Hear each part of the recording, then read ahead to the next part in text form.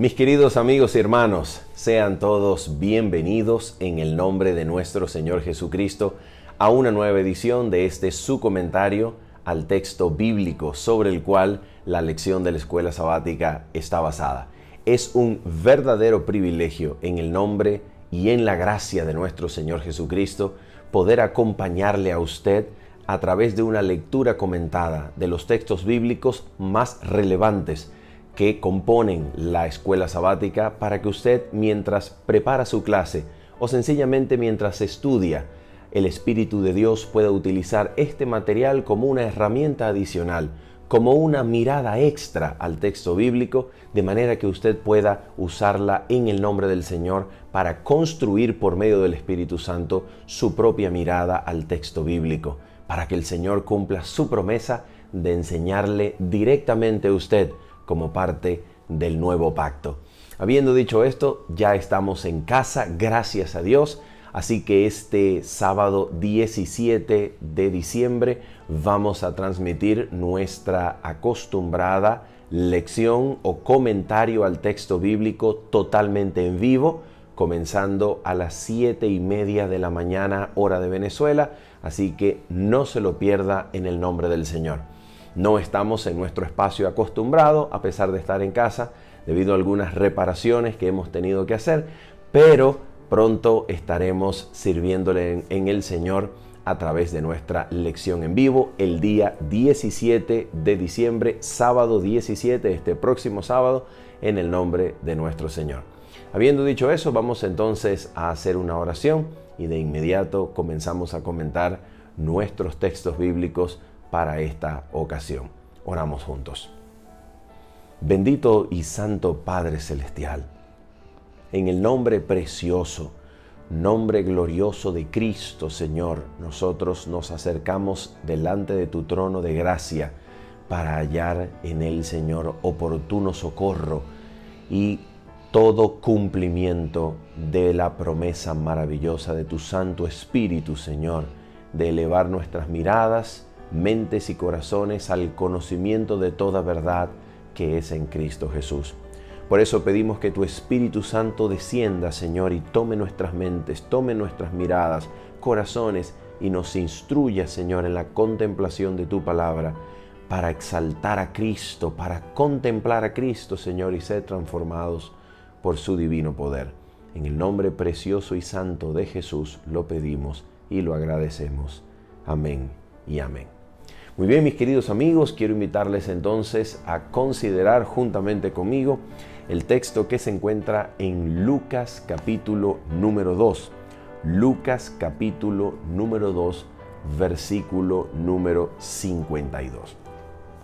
Hay algo que llama muchísimo la atención acerca del Evangelio de Lucas, y es que de los 4 evangelios, uno de los 3 sinópticos, y como parte de la literatura de los evangelios que incluye el 4, es decir, el Evangelio de Juan, Lucas es el único evangelio que dedica interés por encima de cualquier otro a contemplar, a investigar, a registrar elementos importantes del crecimiento y la niñez de Cristo. No lo hace Marcos, por ejemplo, quien comienza sencillamente desde la predicación de Juan el Bautista y Jesús. No lo hace el 4 evangelio, quien comienza hablando de Jesús como palabra divina. No lo hace en realidad Mateo, que registra algunas circunstancias históricas de la niñez de Cristo, pero no se preocupa como Lucas por describir algunos aspectos relevantes de la niñez de Jesús. Y esto es interesante. Y esto fue durante los tiempos del Nuevo Testamento y los años que siguieron a la escritura del mismo. Fue fruto, ese silencio bíblico sobre la niñez de Cristo, fue fruto o fue, digamos, un caldo de cultivo para que algunas sectas, pensamientos gnósticos comenzaran a producir literatura que hablase de la niñez de Cristo mostrando algunos milagros incluso que el niño Jesús hacía y así sucesivamente, pero es impresionante que la Escritura haga silencio sobre este asunto. Lo que la Biblia nos dice acerca de la niñez de Cristo es resumido en el versículo 52 de Lucas, capítulo número 2, diciéndonos lo siguiente: y Jesús crecía en sabiduría y en estatura y en gracia para con Dios y los hombres. El autor de nuestra lección ha visto en este texto algunas dimensiones básicas de la naturaleza humana, como por ejemplo la dimensión mental o intelectual, la dimensión física o la dimensión corporal, que va siempre unida a la dimensión mental o intelectual, la dimensión espiritual del ser humano y la dimensión social del mismo. Esto sencillamente en el Evangelio de Lucas es una muestra de que el niño Jesús, así como lo comenta el espíritu de profecía, crecía conforme a las leyes que rigen el crecimiento de todo niño. Y esto es muy importante que nosotros lo tengamos en cuenta. Generalmente, cuando nosotros pensamos en Cristo y en su humanidad, a veces pensamos que la divinidad, exactamente como había existido desde la eternidad, lo que hizo en el caso de Cristo fue adoptar un cuerpo. De manera que el cuerpo era humano, pero aquello que hace inteligente, vivo, consciente al cuerpo, llámese como se le llame, alma, espíritu o cualquier cosa que la mentalidad actual pueda entender, eso que hace consciente al ser humano era exactamente la divinidad como había sido desde toda la eternidad. De manera que eso divino sencillamente asumió o adoptó un cuerpo, así que Jesús era por dentro el mismo Dios desde toda la eternidad y había asumido un cuerpo humano. Esta comprensión de la humanidad y la encarnación del Hijo de Dios es absolutamente ajena al texto bíblico. El texto bíblico presenta que Jesús realmente se hizo carne. Dios fue hecho carne en Cristo. La divinidad se despojó a sí misma, se vació, de manera que la mente de Cristo también era humana, también crecía como crece la mente de todo niño, conforme a las leyes que rigen el crecimiento natural del ser humano. De manera que Jesús, conforme a las Sagradas Escrituras, fue capaz de aprender. Y esto es muy importante, porque si Jesús fue capaz de aprender, ¿cómo es posible para la mente divina aprender algo como parte de su experiencia humana? Precisamente esta experiencia de aprendizaje es posible solamente sobre la premisa bíblica de que la humanidad de Cristo realmente estaba sujeta a las leyes que rigen el crecimiento de nuestra humanidad. Por eso Cristo es verdaderamente el hombre modelo, pero no solamente modelo para nosotros. Cuando el texto bíblico habla de la humanidad de Cristo, no solamente lo coloca como un modelo, y esto es realmente importante que nosotros lo recalquemos. El documento del Nuevo Testamento que más importancia atribuye y que más teología realiza acerca de la humanidad de Cristo es el libro o la epístola del apóstol Pablo a los Hebreos. Y cuando nosotros miramos en este documento el propósito de la humanidad de Cristo, uno de los mejores lugares para comprender este propósito es Hebreos capítulo número 2. Y quiero que usted pueda fijarse con sus propios ojos cuál es la función de la humanidad de Cristo en relación con el estudio que estamos desarrollando. Mira cuál es el propósito de la humanidad de Cristo conforme a las Sagradas Escrituras en la epístola del apóstol Pablo a los Hebreos. Y vamos a leer Hebreos capítulo número 2 y comenzamos en el versículo número 16. Mira lo que nos dice el Nuevo Testamento acerca de la humanidad de Cristo y su propósito en relación con nosotros. Dice así: porque ciertamente no socorrió a los ángeles, sino que socorrió a la descendencia de Abraham. El verbo socorrer es una interpretación de los traductores. La manera en la cual el texto griego está escrito, sencillamente se nos dice que Jesús tomó, que Jesús asumió, que Jesús se sujetó, porque el verbo griego tiene esa raíz de sujetarse, de tomar, de aferrarse.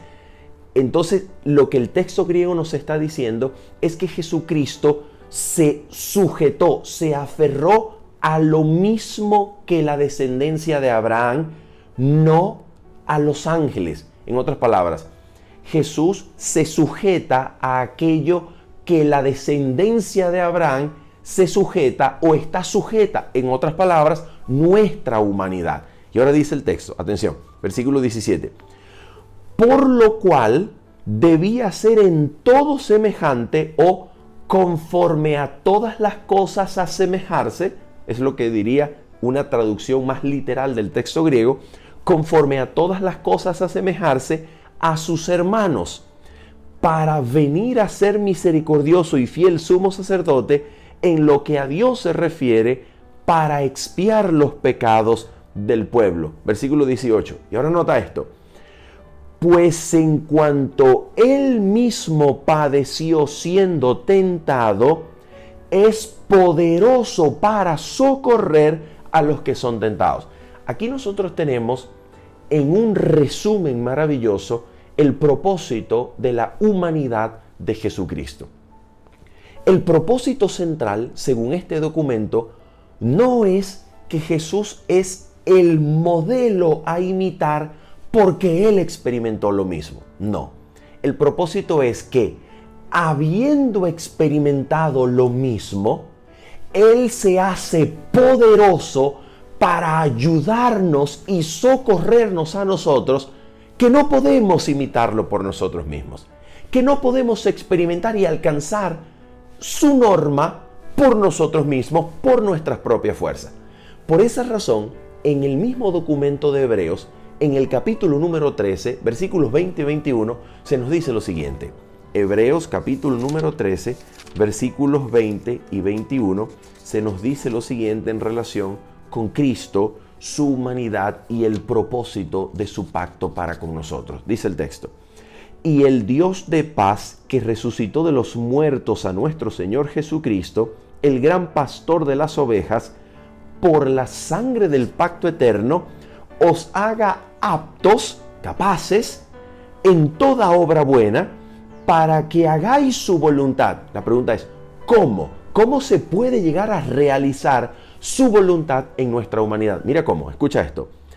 Haciendo Él en vosotros lo que es agradable delante de Él por Jesucristo, al cual sea la gloria por los siglos de los siglos. Amén. Quiere decir que el Padre de Gloria no dio a Cristo a la humanidad como un modelo, un ejemplo, para que nosotros, por nuestras fuerzas y esfuerzos, lo tratemos de imitar. No, el Padre no provee a Cristo solamente como modelo. En relación con nuestra humanidad, con nuestro crecimiento en la gracia, el Padre provee a Cristo como aquel que hace en nosotros aquello que para nosotros solos nos sería absolutamente imposible: hacer y cumplir su voluntad. Cristo es para nosotros, de parte del Padre, lo que nosotros no podemos lograr por nosotros mismos. Ser agradables delante de Dios, hacer su voluntad, ser capaces de toda obra buena, para nosotros es imposible. Para nosotros imitar el ejemplo de Cristo es absolutamente imposible. Limitados a nuestras propias fuerzas, a nuestras propias intenciones, a nuestros propios esfuerzos y disciplinas, imitar a Cristo como modelo es sencillamente imposible. Pero el Padre de Gloria provee a Cristo como aquel que hace en nosotros lo que nosotros no podemos lograr por nosotros mismos. Cristo es en este sentido no solamente un modelo, Cristo es el poder de Dios para que lo que Dios anhela ver en nosotros sea posible y sea alcanzado en nosotros por medio de su fuerza, por medio de su poder, por medio de su vida genuina en nosotros. De eso se trata. Por ejemplo, quisiera darte una cita que se encuentra en el Camino a Cristo que describe acertadamente esto que nosotros estamos queriendo decir con nuestras limitadas palabras. Mira lo que dice el Testimonio del Espíritu de Profecía en el Camino a Cristo, página 69, en su paginación electrónica. Dice así: muchos tienen la idea de que deben hacer alguna parte de la obra solos. Confiaron en Cristo para obtener el perdón de sus pecados, pero ahora procuran vivir rectamente por sus propios esfuerzos. Mas todo esfuerzo tal fracasará. El Señor Jesús dice: porque separados de mí, nada podéis hacer.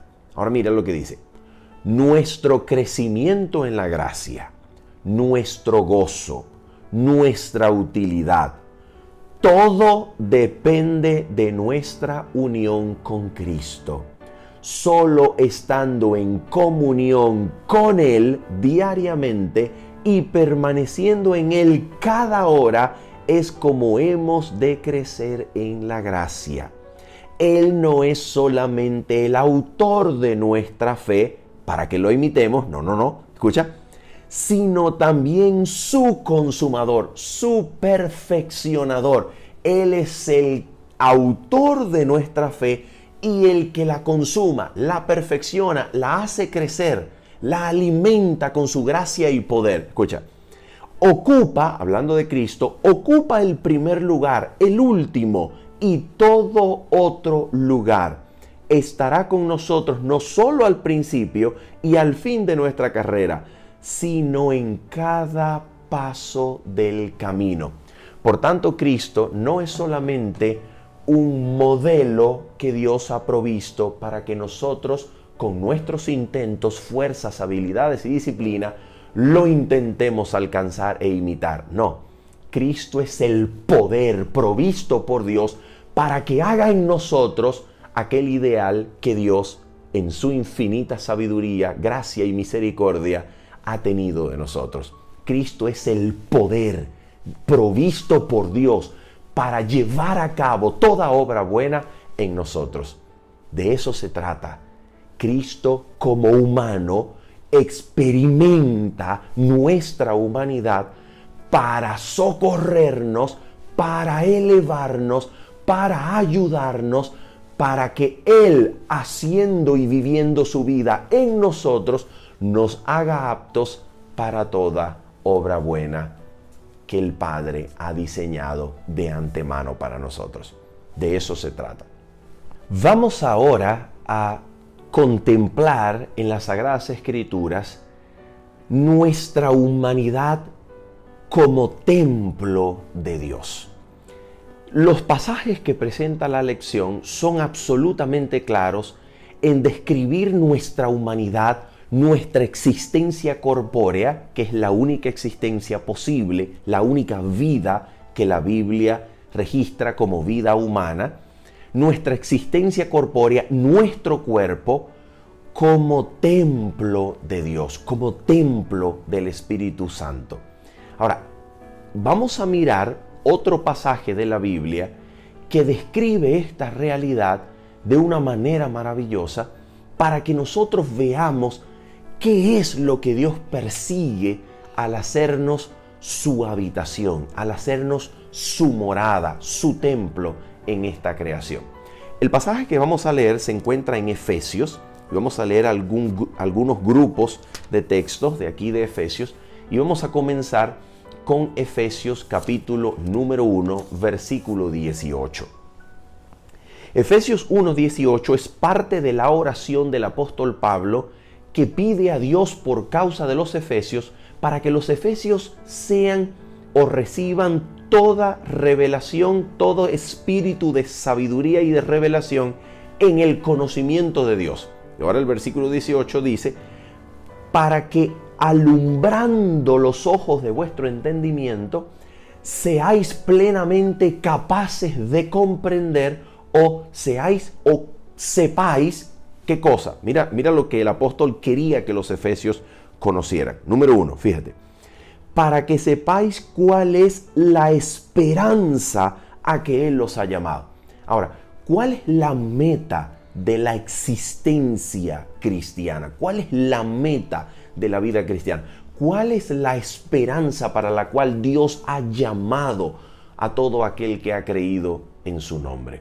La esperanza, la meta, el ideal para lo cual el Señor nos ha llamado está en el capítulo número 3. ¿Y cómo sabemos que está en el capítulo número 3? Porque cuando leemos el capítulo número 3, comenzando en el versículo número 14, encontramos exactamente la misma línea de pensamiento del capítulo número 1, donde el apóstol Pablo vuelve, así como en el capítulo 1, a describir las peticiones de su oración a Dios por los efesios. Y hablándole al Padre de Gloria acerca de lo que Él le pide por los efesios, Pablo dice lo siguiente, escucha esto, versículo 17.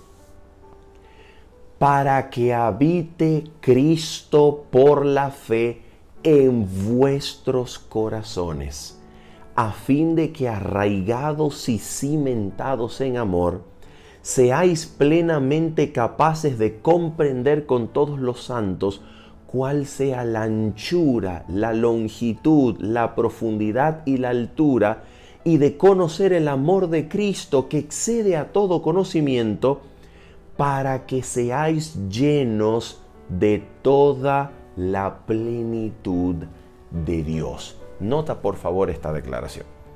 Esta declaración no está diciendo que Dios nos ha llamado para habitar de alguna forma minúscula en nosotros los creyentes. No. Esto está diciendo que el propósito de nuestro llamado es que Dios anhela habitar en nosotros en la plenitud de la deidad. En otras palabras, la plenitud de Dios, que es la misma frase que el apóstol Pablo ha usado en Colosenses para decirnos lo que habitaba corporalmente en Cristo, hablando de la plenitud de la deidad en Cristo. Esa misma plenitud que habitó corporalmente en Cristo, ahora Dios quiere hacerla realidad en nosotros. Dios quiere habitar en nosotros en toda la plenitud. Y eso es maravilloso, porque eso nos dice todo lo que Dios es capaz de lograr por su vida, por su poder, por su morada, por su habitación en nosotros.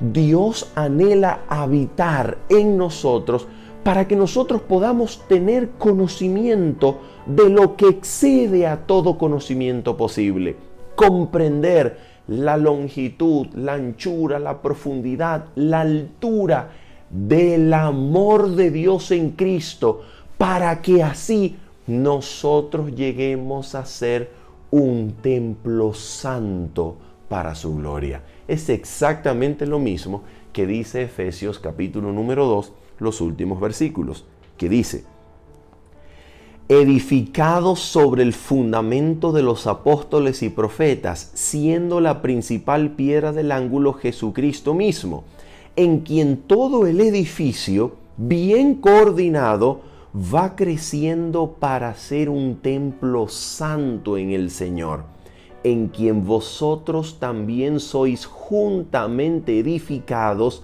para morada de Dios en el Espíritu. La pregunta es, si Dios mora en nosotros por medio de su Espíritu, si al poseer la morada de su Espíritu en nosotros somos llenos de toda la plenitud de Dios, como dice Efesios capítulo 4, y somos hechos capaces de comprender lo que excede a todo conocimiento, que es el amor, la inmensurable, maravillosa manifestación del amor de Dios en Cristo. ¿Cuál es su propósito al hacer todo esto? De acuerdo con Efesios capítulo número 4, versículo número 13, se describe así su propósito para nosotros. Hasta que todos lleguemos a la unidad de la fe y del conocimiento del Hijo de Dios, a un varón perfecto, a la medida de la estatura de la plenitud de Cristo. ¿Por qué razón anhela llenarnos de toda la plenitud de Dios? ¿Por qué razón? Para llegar a ser nosotros, por medio de esa morada que nos habita en plenitud, la estatura de la plenitud de Cristo. En otras palabras, Dios no espera menos que el reflejo de la estatura, de la plenitud de Cristo, porque nos ha llenado con todo lo que llenó a Cristo. Si a Cristo le fue concedido el Espíritu de Dios sin medida, Él anhela llenarnos a nosotros de toda esa plenitud para que nosotros podamos crecer a la medida de la estatura de la plenitud de Cristo. Dios espera todo de nosotros porque nos ha llenado de todo para que ese ideal suyo sea logrado y cumplido por su morada, por su vida que mora en nosotros. Por esa razón nos dice el Espíritu de profecía que quien recibe la palabra de Dios, recibe la misma vida de Dios, el mismo carácter de Dios. ¿Para qué? Precisamente para crecer a la medida de la estatura de la plenitud de Cristo Jesús. Ese es el propósito de nuestro llamado. Esa es la meta para la cual Él nos ha llamado y a la cual Él anhela llevarnos. Restaurar la perfección del carácter de Dios con la cual la humanidad fue dotada al principio. Restaurar la perfección de su carácter reflejado y reproducido en nosotros es la razón de su morada en nosotros por medio de su Espíritu Santo. Y para eso precisamente ha descendido su Espíritu. Atención con esto. Cuando nosotros leemos acerca de la venida de su Espíritu Santo en nosotros, del descenso del Espíritu Santo para llenarnos en la plenitud del poder divino, nosotros no debemos pensar que esta venida del Espíritu Santo es solamente para habilitarnos para cumplir la misión de predicar el Evangelio y así concluir la obra de Dios. No, la venida del Espíritu Santo es en primer lugar la forma en la cual Dios nos habilita para que en nuestra humanidad nosotros podamos reflejar su carácter, experimentando victoria y dominio sobre toda tendencia natural heredada y cultivada, para que como poder regenerador el Espíritu Santo nos pueda recrear a la imagen de Dios con la cual el ser humano fue dotado al principio. Ese es el propósito esencial de la venida del Espíritu de Dios. Por esa razón quisiera comentar dos citas del Espíritu de profecía en relación con el Espíritu de Dios que ilustra realmente lo que queremos decir en esta oportunidad. Mira, por ejemplo, lo que nos dice con toda claridad acerca de este punto el Espíritu de profecía. Mira esto. Dice así: El Espíritu Santo, estoy leyendo del Deseado de todas las gentes, página 625, este es el capítulo 73, no se turbe vuestro corazón, y leo la página 625 en la paginación electrónica. Mira lo que dice. El Espíritu Santo era el más elevado de todos los dones que podía solicitar de su Padre para la exaltación de su pueblo. Escucha. El Espíritu iba a ser dado como agente regenerador y sin esto el sacrificio de Cristo habría sido inútil. El poder del mal se había estado fortaleciendo durante siglos y la sumisión de los hombres a este cautiverio satánico era asombrosa. El pecado, escucha esto está en el contexto de la venida y el propósito de la venida del Espíritu de Dios, pedido por Cristo al Padre. Escucha esto.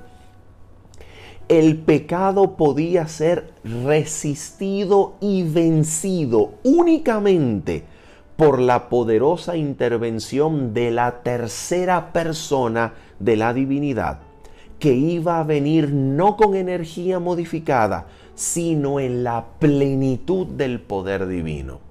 ¿Te das cuenta? Plenitud del poder divino. Recuerda las palabras de Efesios. La plenitud de Dios, la plenitud de Cristo. Ahora escucha. El Espíritu es el que hace eficaz lo que ha sido realizado por el Redentor del mundo. Por el Espíritu es purificado el corazón. Por el Espíritu llega a ser el creyente partícipe de la naturaleza divina. Escucha. Cristo ha dado su Espíritu como poder divino para vencer todas las tendencias hacia el mal, hereditarias y cultivadas, y para grabar su propio carácter en su iglesia. Y ahora mira exactamente el párrafo que continúa. No nos hemos saltado ningún párrafo. Exactamente la línea que sigue. Mira lo que dice. Acerca del Espíritu dijo Jesús, Él me glorificará. El Salvador vino para glorificar al Padre, demostrando su amor. Así el Espíritu iba a glorificar a Cristo, revelando su gracia al mundo. La misma imagen de Dios se ha de reproducir en la humanidad. El honor de Dios, el honor de Cristo están comprometidos en la perfección del carácter de su pueblo. ¿Te das cuenta de lo que esto quiere decir? Alguien podría en este punto argumentar y decir, está bien, el Espíritu Santo viene a morar en nosotros, pero no podemos deshacernos, no podemos obviar en nuestra teología de nuestra naturaleza pecaminosa que nos constituye. Y esto es absolutamente real, pero atención con esto.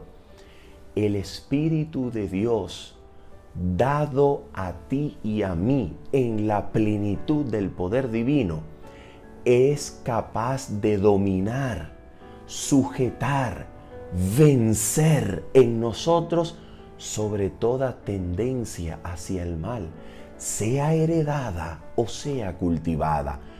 Porque el poder del Espíritu de Dios que ha descendido en la plenitud del poder divino es superior al poder de nuestros deseos y pasiones, al poder de nuestras tendencias hacia el mal, de manera que nosotros podemos vivir no conforme a la carne, no conforme a los deseos y pasiones que tienen su asidero en el cuerpo, sino conforme al Espíritu, haciendo morir toda obra de la carne en nosotros. Nota que el apóstol Pablo, en Romanos capítulo 8, versículo 13, no dice que el Espíritu hará morir todo deseo y pasión de la carne. No, sino que dice que por el Espíritu de Dios podemos darle muerte a las obras de la carne. ¿Cuál es la diferencia? La diferencia es que el Espíritu de Dios, viviendo su vida en nosotros, con la plenitud del poder divino, no elimina el hecho de que nosotros en nuestra humanidad sintamos los deseos y pasiones pecaminosos que tienen su asidero en nuestro cuerpo. No impide que los sintamos, no impide que los padezcamos, pero lo que el Espíritu Santo sí impide, cuando cedemos ante su gracia, cuando cedemos ante su poder, es que estas pasiones y deseos que tienen su asidero en el cuerpo se conviertan en una obra. ¿Te das cuenta? Se consumen como obra, que es el pecado. ¿Te das cuenta? Entonces, por el Espíritu Santo viviendo en nosotros, podemos darle muerte a toda obra de la carne, a pesar de sentir los deseos y pasiones de la carne, pues las hemos crucificado con Cristo, de manera que ya no vivimos conforme a ellos, sino conforme a la voluntad del Espíritu, que le da muerte a las obras de la carne y nos hace vivir para toda obra del Espíritu. Nos hace vivir sometidos y conforme a la voluntad del Espíritu de Dios. Esta vida que la gracia de Cristo por medio del Espíritu Santo hace posible, esta vida es lo que permite que a nosotros los creyentes en 1 Corintios capítulo 2 versículo 16 se nos diga lo siguiente. Fíjate esto.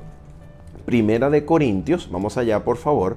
1 Corintios, vamos a el capítulo número 2 y el versículo número 16. Dice así: porque ¿quién conoció la mente del Señor? Se pregunta el apóstol Pablo. Y él responde: ¿quién le instruirá? Mas nosotros tenemos la mente de Cristo. ¿Cómo es que nosotros tenemos la mente de Cristo? Mira lo que comenta el espíritu de profecía en relación a la forma en la cual Cristo nos justifica, en la cual Cristo nos reviste de su propia justicia, y esta justicia no solamente nos cubre, sino que se transforma en un principio real, genuino, de acción y poder en nosotros. Mira lo que nos dice el espíritu de profecía en Palabras de Vida del Gran Maestro, Palabras de Vida del Gran Maestro, página 253, paginación electrónica. Mira lo que dice: cuando nos sometemos a Cristo, el corazón se une con su corazón. La voluntad se fusiona con su voluntad. La mente llega a ser una con su mente. Los pensamientos se sujetan a él. Vivimos su vida. Esto es lo que significa estar vestidos con el manto de su justicia. Entonces, cuando el Señor nos contempla, Él no ve el vestido de hojas de higuera que el orgullo humano puede fabricar para sí mismo. ¿Te das cuenta? No la desnudez y deformidad del pecado, sino su propia ropa de justicia, que es la perfecta obediencia a la ley de Jehová. ¿Cómo es posible esto? ¿Cómo es posible que Dios anhele ver en nosotros la perfecta obediencia a su ley? ¿Cómo es posible eso? La única forma en la que esto es posible es que Cristo fusione su mente, una su corazón, su mente con la nuestra, con el corazón nuestro, con la voluntad nuestra, de manera que Cristo pueda unir su vida a la nuestra hasta el punto de que cuando le obedezcamos, lo dice el deseado de todas las gentes, también en el capítulo 73, hasta el punto de que cuando le obedezcamos, sencillamente estemos ejecutando nuestros propios impulsos. ¿Por qué? Porque es nuestro privilegio, por medio del conocimiento de Dios, que Cristo nos una a sí mismo, de manera que nuestra voluntad, mente y corazón se una a la suya, y así nosotros seamos uno con Él.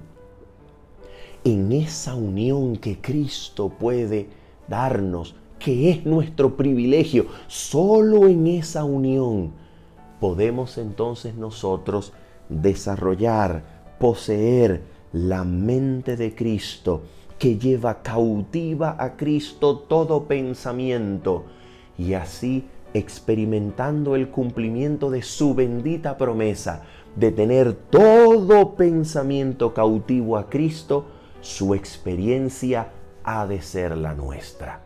Repetimos, solamente en la medida en que Cristo cumpla su promesa de sujetar, someter en cautividad todo pensamiento nuestro a Cristo mismo, solo en esta medida en la que nuestros pensamientos estén sujetos a Él, solo en esa medida nuestra experiencia será la experiencia de Cristo. Bendito y santo el nombre del Señor que puede y es capaz de hacer eso. Ahora bien, quisiera concluir este comentario hablando acerca de lo que el Espíritu de Dios ha hecho posible para nosotros y la preparación para el reino de los cielos, la preparación para la venida de Cristo. Mira esto. Hay algo que es realmente necesario saber y estar en todo tiempo consciente. Y es que la verdad bíblica, tanto del Antiguo y del Nuevo Testamento, es que nosotros tenemos acceso cuando creemos en Cristo. Hoy, aquí y ahora, tenemos acceso a todo poder de Dios para que Dios haga en nosotros absolutamente todo lo que Él espera y anhela ver en nosotros y reproducido en nosotros. Y esto es posible para nosotros hoy, en el presente. Mira algunos pasajes que así lo dicen con total claridad. Vamos a Primera de Corintios capítulo número 1, y vamos a leer desde el versículo número 4 hasta el versículo número 9. Mira lo que dice aquí. Gracias doy a mi Dios siempre por vosotros, por la gracia de Dios que os fue dada en Cristo Jesús, porque en todas las cosas fuisteis enriquecidos en Él, en toda palabra y en toda ciencia, así como el testimonio acerca de Cristo ha sido confirmado en vosotros. Versículo 7.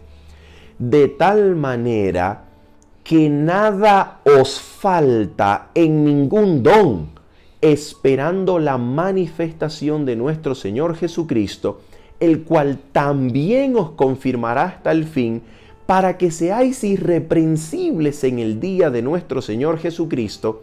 Fiel es Dios, por el cual fuisteis llamados a la comunión con su Hijo Jesucristo, nuestro Señor. A ver, según estos textos, mira, versículo número 5. Porque en todas las cosas fuisteis enriquecidos en Él. Versículo número 7. De tal manera que nada os falta en ningún don, esperando la manifestación. Número 8.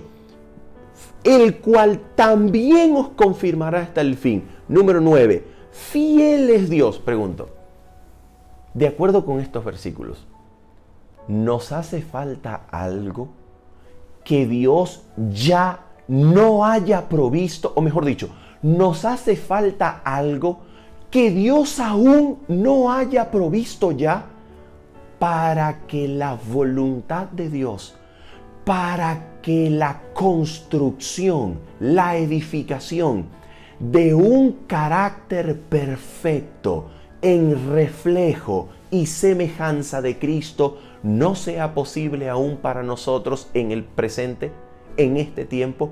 ¿Nos hace falta algo para que este ideal divino no sea logrado aún? La respuesta es absolutamente no. No nos hace falta nada. Dios no ha dejado de dar nada. Dios lo ha dado todo. No está en deuda con nada para nosotros. Por ejemplo, otro pasaje que verifica y construye sobre la misma idea lo podemos encontrar en Segunda de Pedro, por ejemplo. Vamos allá. Segunda de Pedro, capítulo número 1, versículos 3 en adelante. Mira lo que dice. Como todas las cosas que pertenecen a la vida y a la piedad nos han sido dadas por su divino poder, mediante el conocimiento de aquel que nos llamó por su gloria y excelencia. Pregunto, cuando conoces a aquel que te llamó por su gloria y excelencia, ¿no te han sido dadas ya todas las cosas que pertenecen a la vida y a la piedad, según el apóstol Pedro? ¿Te das cuenta que no nos hace falta nada para participar de aquel ideal glorioso que Él ha propuesto para nosotros? No nos hace falta nada. Ahora, en este sentido, permíteme comentar esta cita del espíritu de profecía. Esta cita, atención, se encuentra en Sign of the Times o Señales de los Tiempos del 9 de diciembre de 1886. Mira lo que dice esta cita. Porque generalmente nosotros, los adventistas del séptimo día, lamentablemente hemos llegado a ser creyentes o cristianos parecidos a ese letrero que dice: hoy no doy a crédito, hoy no vendo a crédito, hoy no fío, mañana sí. Es decir, nosotros, los adventistas del séptimo día, muchas veces hemos llegado a vivir una experiencia cristiana parecida a ese letrero. ¿Por qué? Porque nosotros decimos: bueno, en este momento de mi vida no he podido vencer esta y cual lucha, no he podido experimentar esta o cual victoria, pero vendrá un día en el futuro en el cual el Espíritu de Dios haga por mí lo que hoy no puedo hacer, y finalmente podré experimentar victoria, y finalmente podré mantenerme fiel, incluso delante de un poder global que exija adoración por medio de una ley dominical. Y la verdad es que eso es absolutamente insensato, es absolutamente peligroso, es absolutamente erróneo. Mira lo que dice esta cita en relación con ese pensamiento. Mira esto. Ya lo dijimos. Sign of the Times, Señales de los Tiempos, 9 de diciembre de 1886. Dice así: aguardamos con interés el tiempo en el que se va a derramar la lluvia tardía, esperando con confianza un día mejor en el que la iglesia será investida de poder de lo alto y estará así preparada para realizar con mayor eficiencia la obra de Dios. Pero la lluvia tardía nunca va a refrescar ni vigorizar las almas indolentes que no están ejercitando el poder que Dios les ha dado ya. ¿Se dan cuenta? ¿Se dan cuenta, mis queridos amigos y hermanos, lo que esto nos quiere enseñar? Nosotros contamos con todo lo que el cielo ha querido y ha provisto desde ya. Ya contamos con todo don para que nosotros podamos hoy participar de la experiencia de Cristo, de tener todo pensamiento cautivo y sujeto a la voluntad divina, para que por medio de esa promesa bendita de recibir fuerza y poder del cielo mismo por medio del Espíritu Santo, nosotros podamos vivir en dominio de toda tendencia natural hacia el mal, sea hereditaria o sea cultivada, para que Dios reproduzca, refleje su propio carácter en nosotros y vivir así en todo tiempo listos y preparados desde hoy, desde ya, para la venida del Señor. Ahora, en este punto, permíteme despedirme con un comentario acerca de lo que dice la lección de la escuela sabática. Y es absolutamente necesario.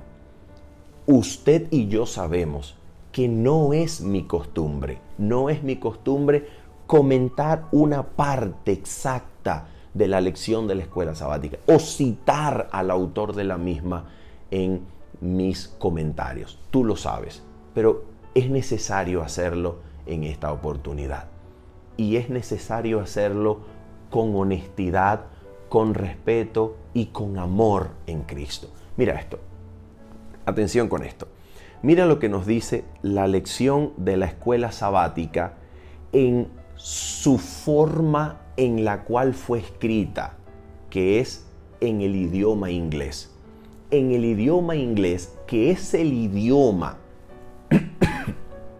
en la cual la escuela sabática se somete a consideración por la Iglesia Mundial, en el idioma inglés. Mira esto, dice así en la lección o la parte del día martes 13 de diciembre. Mira lo que dice. En inglés dice así: We will always have sinful natures until Jesus comes. ¿Cuál sería la traducción fidedigna, fiel de esta oración del idioma inglés al idioma español? ¿Cuál sería la traducción fiel al texto original en inglés? Tal como salió de los comisionados de la escuela sabática para la Iglesia Mundial en el idioma inglés. ¿Cuál sería la traducción fidedigna al idioma español? Una traducción fidedigna sería lo siguiente: siempre tendremos naturalezas pecaminosas hasta que Cristo venga. Y eso es una verdad bíblica. Siempre tendremos naturalezas pecaminosas. Ahora mira cómo fue traducida en el idioma español esta misma oración. Mira cómo fue traducida. En el día martes 13 de diciembre, el traductor o los traductores o los responsables de la traducción al idioma español, mira cómo lo tradujeron. Dijeron así: no obstante, por más que seamos fieles en esta vida, nunca alcanzaremos la impecabilidad total. Yo quiero hacerte una pregunta. ¿Eso es una traducción? Absolutamente no. No queremos emitir ningún juicio de valor en relación con la intención que el traductor o los traductores al español tuvieron para hacer esto. Pero hay que decirlo, esto no es una traducción.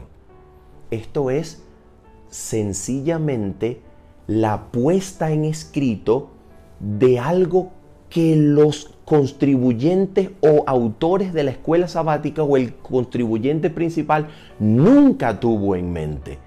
Esto es algo absolutamente ajeno a lo que dice la oración original en el idioma inglés. Ahora, aquí hay algo muy interesante, demasiado interesante. Lo que los traductores entienden por impecabilidad total, aparentemente es lo que la lección en el inglés puso como naturalezas pecaminosas que siempre tendremos hasta que Cristo venga. Ahora, aquí hay algo interesantísimo y es necesario aclarar. Tener naturaleza pecaminosa hasta que Cristo venga, en ninguna parte de la Escritura se enseña que esto sea causa, excusa o motivo que impida la reproducción del carácter perfecto de Cristo en el creyente. Jamás. Poseer naturaleza pecaminosa hasta que Cristo venga sencillamente significa que hasta el día de la venida de Cristo e incluso por el resto de la existencia, por los siglos de los redimidos, nosotros tendremos la posibilidad de caer en pecado. Nosotros tendremos la posibilidad de ceder ante los deseos propios de las criaturas humanas. Nosotros como criaturas humanas nunca seremos despojados del libre albedrío que nos hace capaces de elegir pecar aquí en la tierra e incluso en el reino celestial. O cómo eligió Satanás y los ángeles que lo siguieron pecar, no poseyendo ellos naturalezas pecaminosas. ¿Cómo eligieron pecar? ¿Cómo eligieron el mal si no estaban dotados de naturaleza pecaminosa? Porque el pecado es una decisión. El pecado tiene que ver con la voluntad que cede ante el mal, que cede ante un deseo de la criatura de ponerse a sí misma en primer lugar antes que al Creador. El pecado siempre ha tenido que ver y siempre tendrá que ver con el ejercicio de la voluntad. El pecado no tiene que ver con la naturaleza, como si la naturaleza misma que nos constituye fuese pecado en sí misma. Al decirnos impecabilidad total, los traductores aparentemente están confundiendo lo que es pecado con naturaleza pecaminosa. Están confundiendo lo que es pecado con la capacidad para pecar. ¿Se dan cuenta? Y esto es algo que necesitamos decirlo, necesitamos saberlo. Ahora, ¿qué es lo que la Biblia enseña? Y con esto nos despedimos. La Biblia enseña que nosotros, hasta el día de la venida de Cristo, siempre será posible para nosotros caer en el pecado, por medio de las pasiones y deseos que se experimentan en nuestra naturaleza humana, en nuestro cuerpo, que tienen asidero en el cuerpo. Siempre será una posibilidad, siempre seremos capaces de caer en el pecado. Pero la Biblia enseña que a pesar de ser capaces, a pesar de ser siempre una posibilidad para nosotros caer en el pecado, por la gracia de Cristo, por el Espíritu de Dios, las obras de la carne pueden ser muertas y nosotros podemos vivir en todo tiempo conforme al Espíritu y no conforme a la carne.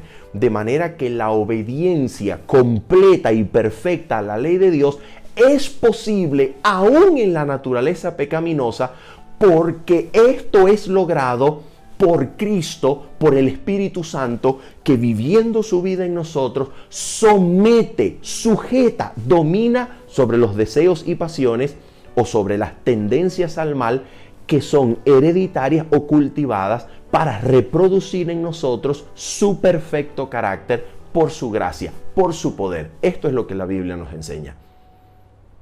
Y es lo que el Espíritu de Profecía nos enseña.